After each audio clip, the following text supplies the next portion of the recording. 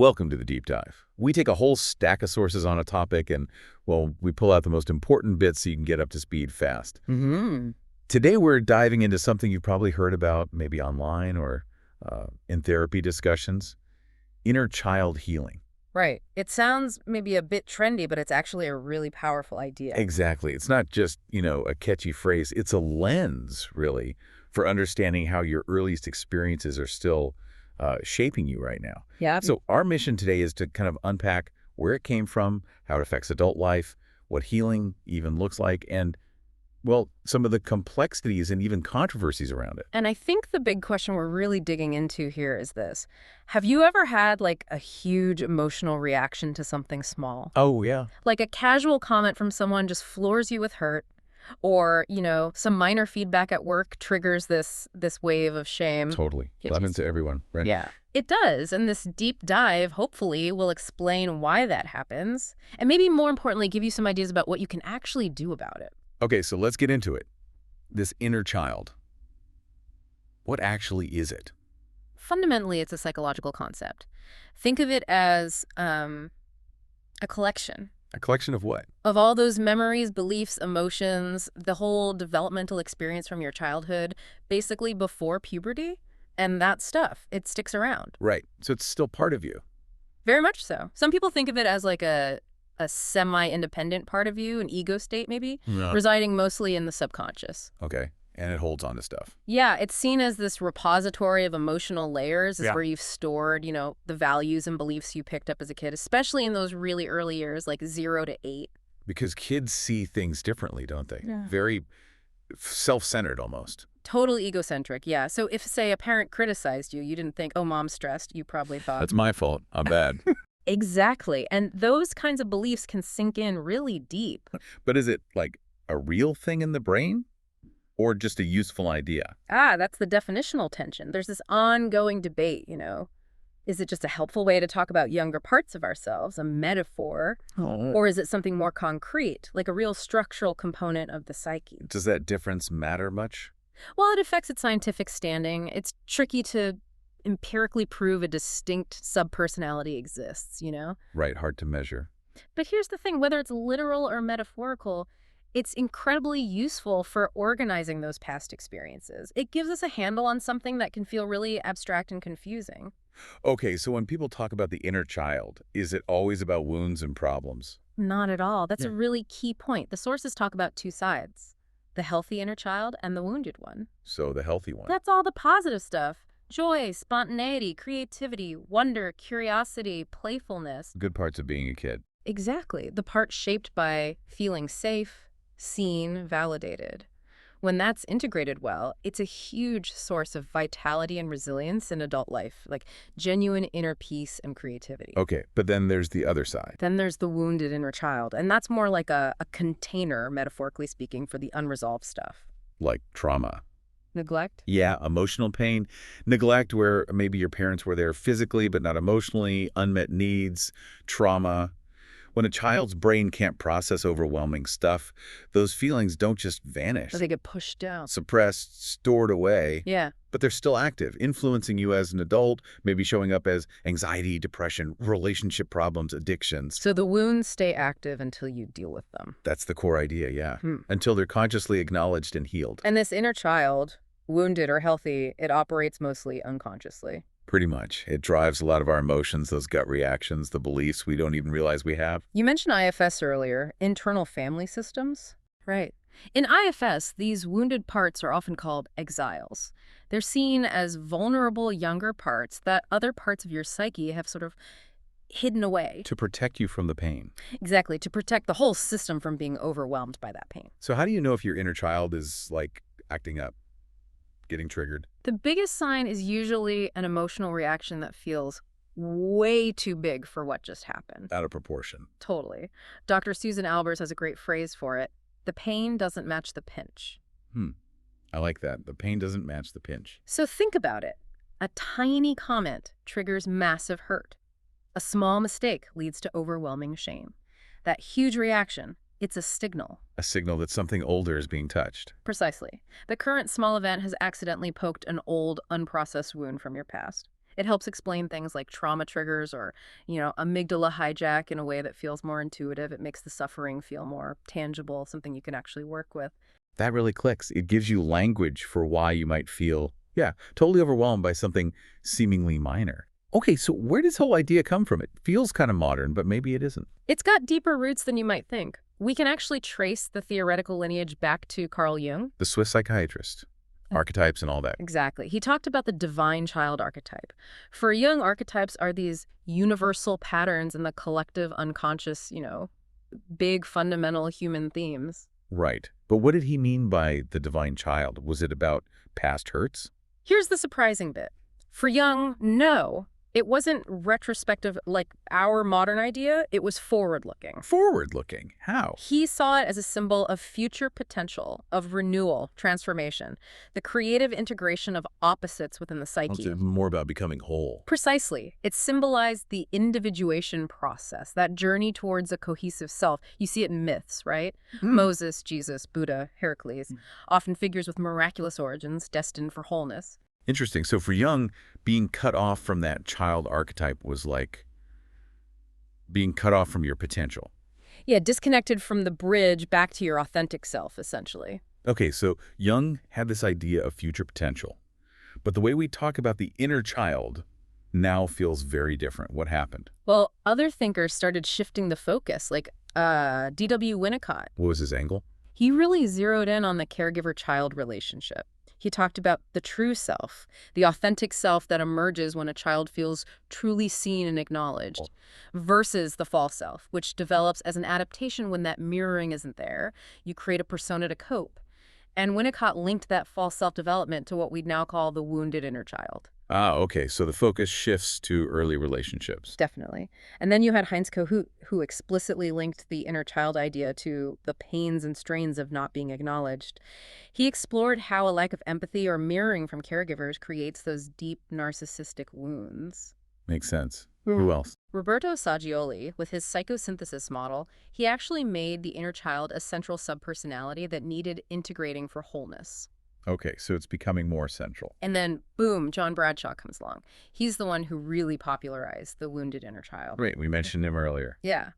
He developed specific therapeutic methods focused on healing past trauma and shame, directly linking adult dysfunction, addictions, codependency back to those childhood wounds. And wasn't there someone else who systematized it? IFS? Richard Schwartz, yeah. With internal family systems, he really built on this, organizing these wounded child parts, calling them exiles, within a larger system of protective parts. So looking back, there's been a huge shift, hasn't there?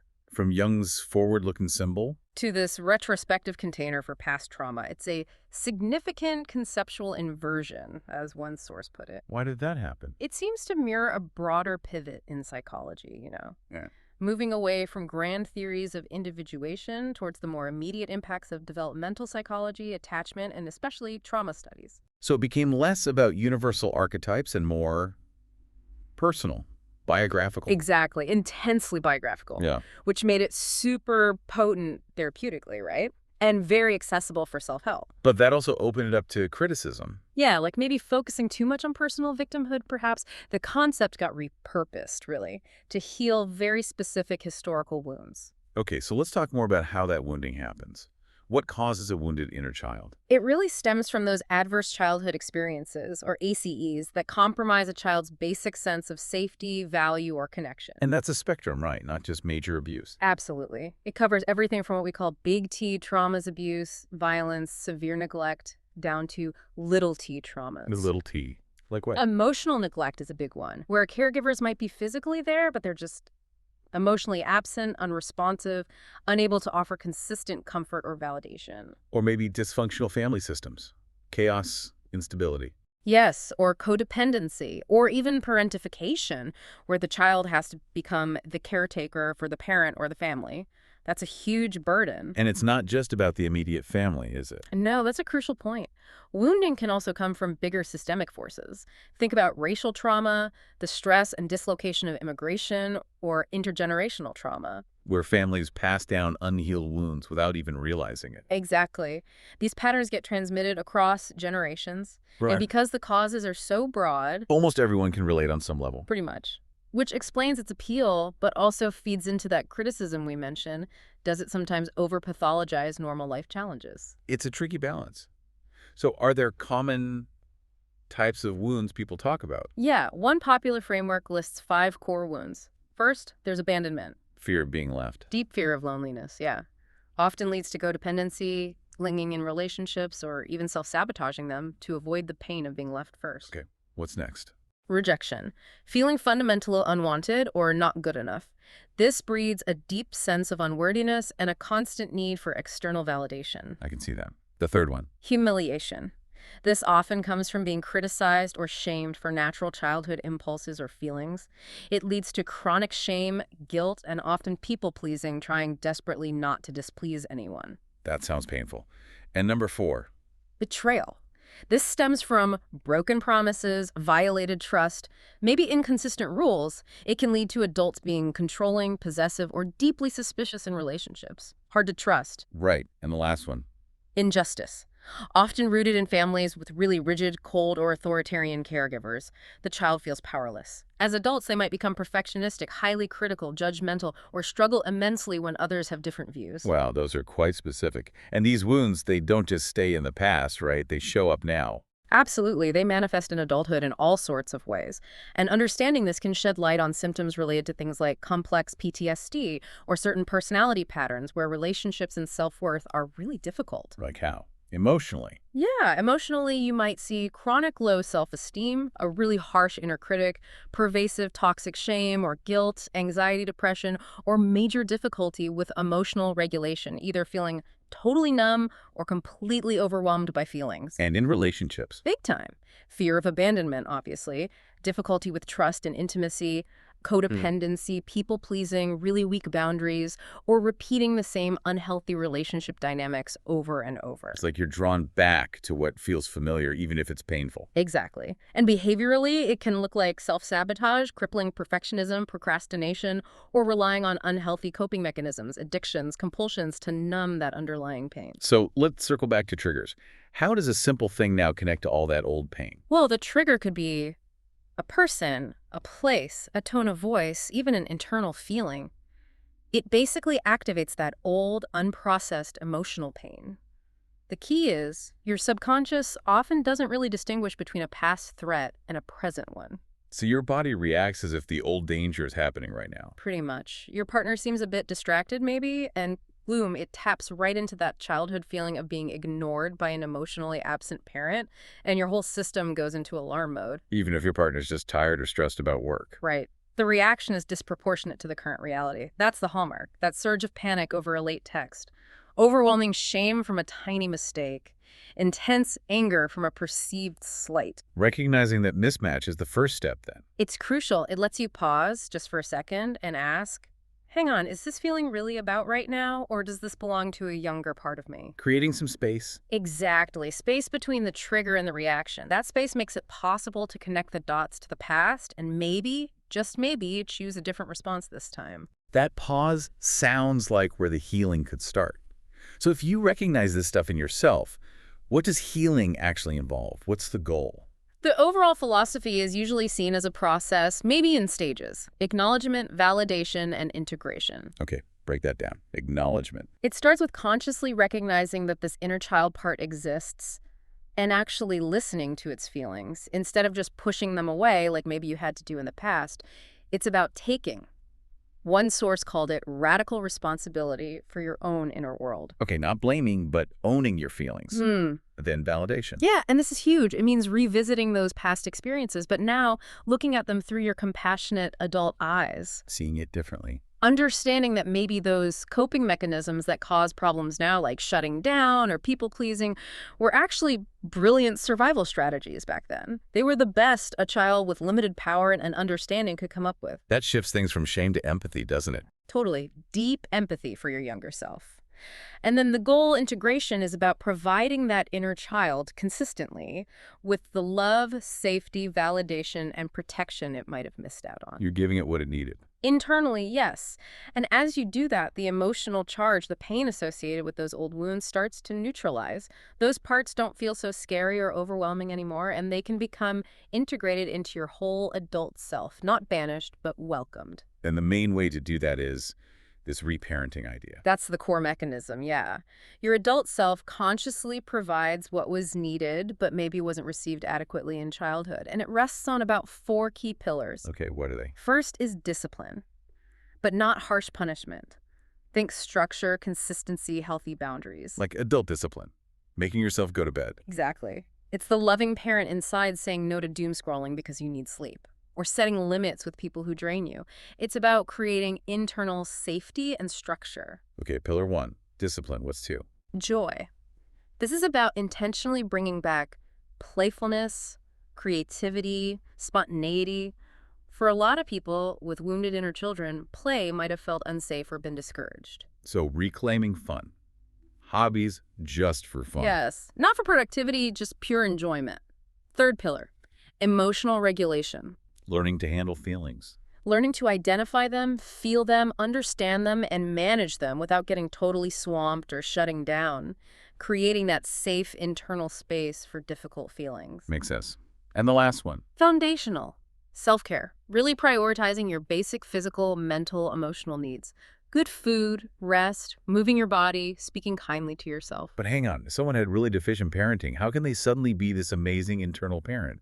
That feels like a setup for failure. That's the reparenting paradox, and it's a totally valid point. It can feel impossible at first. So how do you get around that? Good therapy approaches address this directly. The emphasis is usually on strengthening your healthy adult self first. Building up your adult resources before digging into the past.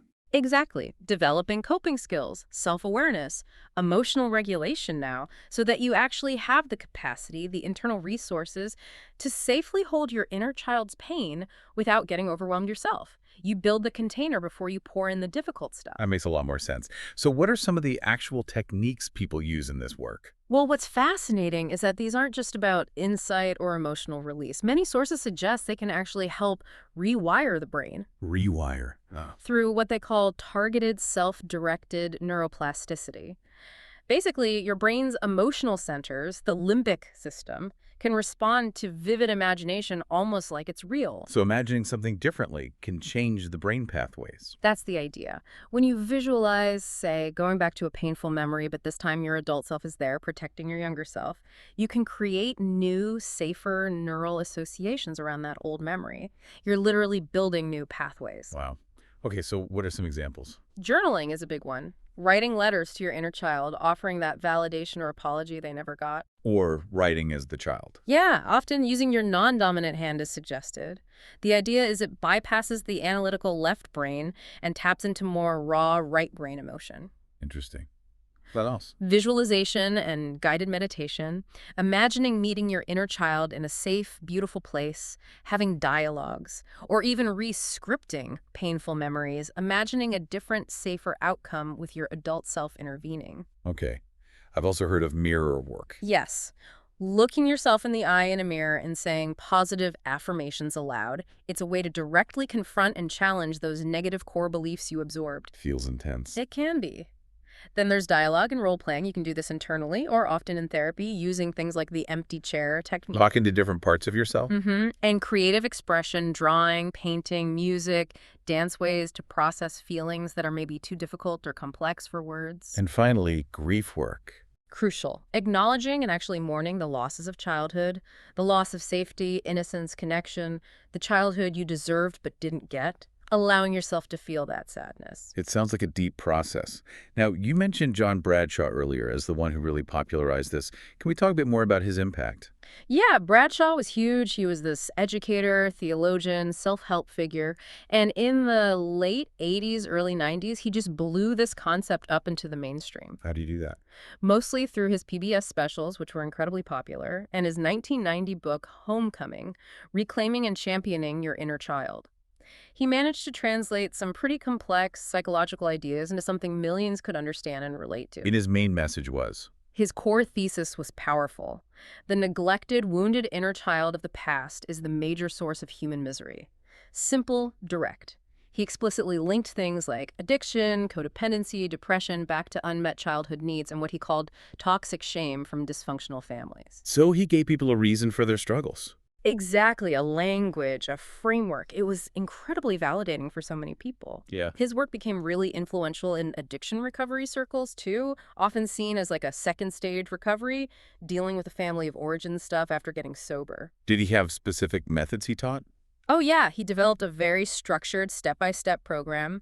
He guided people to explore the unfinished business of each developmental stage. How? What kind of techniques? He used things like questionnaires he called indexes of suspicion to help people pinpoint potential wounds, lots of letter writing, again, emphasizing the non-dominant hand for that right brain access, guided meditations, affirmations. Then wasn't there something about original pain?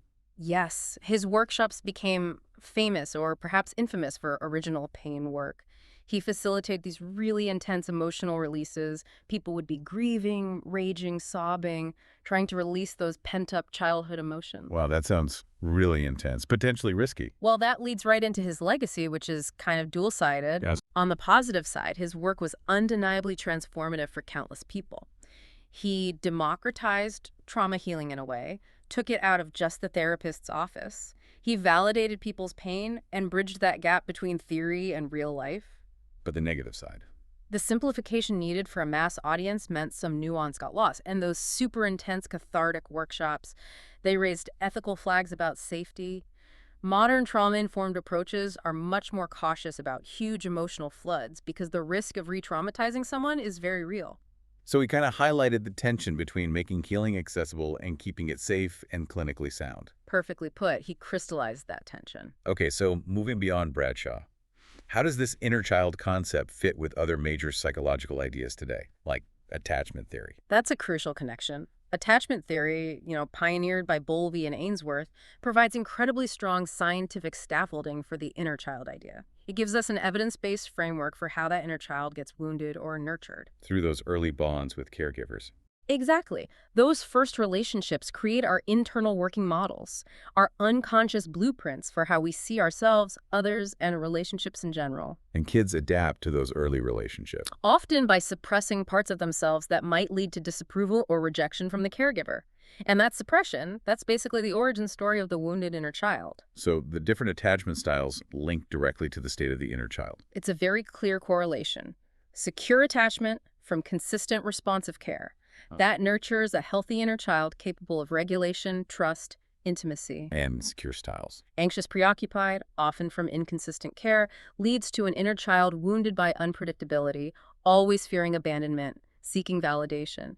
Dismissive avoidant from emotionally distant care creates a hyper-independent inner child who learned to suppress needs. And fearful avoidant or disorganized, often from frightening or chaotic caregiving. Leaves the inner child trapped. Trapped in conflict, desperately wanting closeness, but also terrified of it. So inner child work, viewed through this lens, becomes about healing those specific attachment injuries. The goal is often described as achieving earned secure attachment in adulthood. It really grounds the metaphor in solid developmental research. Okay, attachment gives the why. What about the how? You mentioned trauma-informed care. Absolutely essential. Applying a trauma-informed lens is critical for doing this work safely and ethically. The #1 rule is creating safety, psychological, emotional, physical, before digging into anything painful. Minimizing re-traumatization is key. And recognizing trauma isn't just in the head. Exactly. Trauma is stored in the body, in the nervous system. So healing needs somatic, body-centered approaches too, to help regulate the nervous system, which might be stuck in fight, flight, freeze. Now, you don't just flood yourself with bad memories. No. You process them in manageable doses, staying within your window of tolerance. That optimal zone where you can feel things without being totally overwhelmed or shutting down. It's also about understanding and breaking generational trauma cycles. Healing your own wounds helps prevent passing those patterns down. So pulling it together, attachment theory explains the roots. Trauma-informed care provides the safe method. Precisely. In therapy, the therapist acts like a temporary secure base, helping co-create that safe relationship. And often, therapists will integrate evidence-based trauma therapies like EMDR or TFCDT to help process those distressing memories safely, which aligns perfectly with the goals of inner child healing. Okay, let's talk evidence. Does inner child work, scientifically speaking? Well, that's where it gets tricky. One of the main critiques is the lack of strong empirical research on inner child work as a standalone therapy. Why is that? It's hard to scientifically measure a metaphor, right? It makes the core concept largely unfalsifiable, difficult to rigorously prove or disprove in controlled So studies. the evidence is more indirect. Mostly, yeah. It comes from studies on therapies that incorporate inner child concepts like schema therapy, certain types of CBT, internal family systems. These broader therapies do have evidence bases. Are there any direct studies? Some smaller ones. One study reported reduced emotional distress in about 60% of participants doing inner child work. Another found a 3-week program improved emotional intelligence in college students. But overall, more high-quality research is definitely needed. So maybe its power isn't as a standalone technique, but as a way in. That's a great way to put it. Maybe it acts like a Trojan horse, providing a relatable story for pain that makes people more open to trying evidence-based techniques that address the underlying issues. But even without tons of direct studies, people report huge benefits, right? Oh, absolutely. Anecdotally and clinically, the reports are often profound. People talk about significantly improved emotional well-being, less reactivity, less anxiety and depression, more inner peace. And feeling better about themselves. Definitely. Enhanced self-concept, better self-esteem, more self-worth, self-acceptance. Developing a kinder, more nurturing inner voice instead of that harsh critic. What about relationships? Big improvements there, too. Breaking those old, painful patterns, forming more secure connections, better intimacy, trust, healthier boundaries. And just being more yourself. Yeah, that sense of personal growth and authenticity. Reconnecting with creativity, spontaneity, playfulness, feeling a stronger sense of who you are, it really touches many areas of life. It sounds incredibly positive. But are there downsides or criticisms we should be aware of? For sure, it's not without potential pitfalls. One common critique is that the language itself can feel, well, infantilizing. Like calling parts little ones. Yeah. For some people, that feels regressive, undermines their sense of adult capability, or just feels kind of cringy or nauseating. It doesn't land well for everyone. I can see that. And the risk of re-traumatization you mentioned earlier. That's a major one. Diving headfirst into deep childhood pain without the right support, resources, or therapeutic guidance, it can be seriously overwhelming and make things worse, not better. It's definitely not something to jump into lightly, especially if you're in crisis. What are the reparenting paradox? Still a challenge. It can feel incredibly frustrating, like you're being told to do something impossible, be the parent you never had. It requires careful navigation. Any other risks? Sometimes there's a misdirection of anger. Someone might get angry at their inner child part for being weak or for developing coping mechanisms that now cause problems, instead of seeing that part as the victim who did its best to survive. Needs careful reframing. And some people just reject the whole idea. Yes, absolutely. Think about someone who was parentified, forced to be an adult too soon. The idea of having an inner child might feel completely foreign, even offensive. They might think, I never got to be a child. Or cultural differences. Right. Someone from a culture that strongly values stoicism or keeping emotions in check might find the vulnerability involved deeply uncomfortable, maybe even shameful or threatening. So it really highlights the need for therapists to be flexible.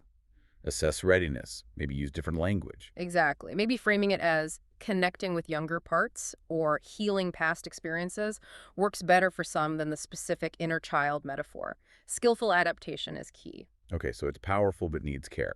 Where does this leave us in terms of practical healing paths? Are there related approaches? Definitely. Inner child work is really a foundational concept within a larger family of therapies, often called parts work. These models offer maybe more nuance and structure. They see personality as a system of different parts. Exactly. Not just adult and child.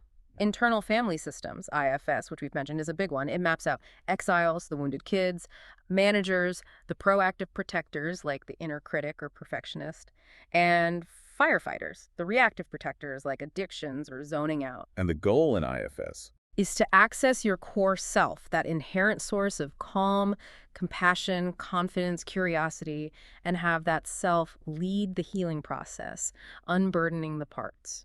What other models fit here? Schema therapy is another major one. It identifies various schema modes, including the vulnerable child, angry child, impulsive child, but also dysfunctional coping modes, and crucially, the healthy adult. And the aim there? Is to strengthen the healthy adult modes so it can meet the needs of the child modes and dial down the unhelpful coping modes. Are there older models too? Yeah, things like ego state therapy or transactional analysis, TA, work with parent, adult, and child ego states. The goal there is usually to operate more consistently from the rational, present-focused adult state. So these parts work models offer a broader picture, maybe less potentially infantilizing. They can, yeah. They give you a framework for understanding the whole inner cast of characters, the protectors, the critics, not just the wounded child. It acknowledges the complexity. If someone feels this resonates and wants to go deeper, especially with trauma, what's the advice? Self-help or professional? While some gentle self-help things like journaling can be a good start for deeper work, especially if there's significant trauma involved, working with a qualified mental health professional is really strongly recommended. What should people look for in a therapist? Look for someone licensed a psychologist, clinical social worker, LCSW, licensed marriage and family therapist, LMFT, or similar. Crucially, someone with specific training in trauma-informed care. And maybe specializing in some of these models. Ideally, yes. Look for practitioners trained in IFS, schema therapy, attachment-focused therapies, or EMDR. But honestly, the relationship with the therapist is paramount. Feeling safe and understood. Totally. Non-judgmental, compassionate, creates safety, empowers you, lets you set the pace. That connection is the foundation for healing. Okay, so wrapping this all up, this inner child concept, it's stuck around for a while. It really has remarkable longevity, evolving from that Jungian archetype of potential to this widely used therapeutic metaphor for healing the past. And its strength seems to be its simplicity, relatability. I think so. It offers a really intuitive story for complex psychological pain. It helps people connect past and present and fosters that self-compassion you need to even begin healing. It's like a heuristic bridge, one source called it. Demystifies suffering. Makes it feel less overwhelming, maybe more manageable. Yeah, it can really motivate people to start that journey. But that simplicity is also where the risks lie. Exactly. Lack of easy scientific proof, potential for oversimplification, the risk of feeling infantilized, and the very real danger of re-traumatization if it's not handled skillfully within a trauma-informed framework. So where is this heading? What's the future for inner child work? It seems like its future really lies in continued integration, being woven into these more structured, sophisticated, evidence-informed parts work models like IFS and schema therapy. So maybe not the whole therapy, but a key concept within it. Precisely. It functions best as maybe a gateway concept, a way to start understanding your inner world. Not the final destination on the healing journey. But maybe, as one writer beautifully put it, it's the compassionate and welcoming guide that first invites you to begin the journey home to yourself. That's a lovely way to think about it. It gives people a starting point, a way to make sense of things. So, thinking about everything we've unpacked today, what part of this journey resonates most deeply with you right now?